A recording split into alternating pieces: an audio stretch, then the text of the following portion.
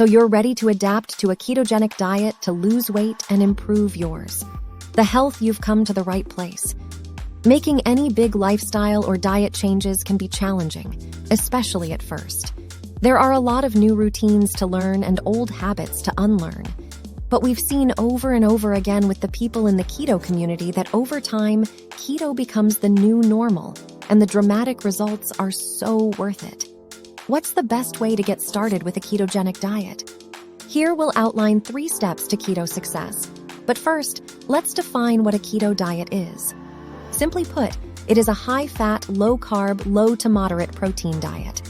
By drastically restricting carbohydrates in your diet, the body will enter and sustain ketosis, a metabolic state where the body burns a highly efficient alternative fuel called ketones.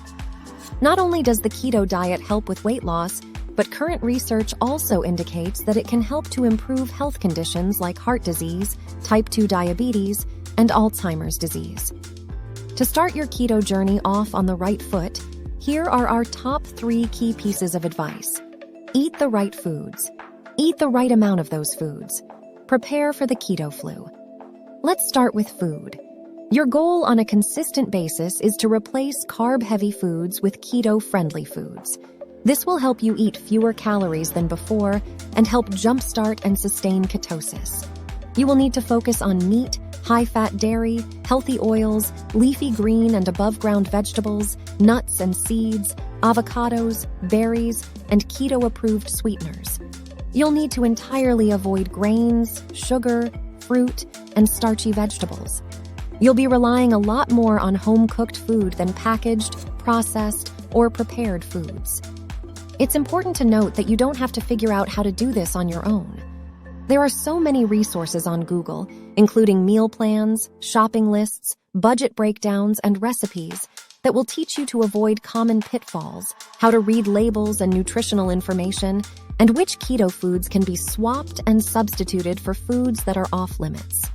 You might be surprised how many things like bread, pasta, cookies, and ice cream you can still enjoy if you just learn how to make them keto-friendly.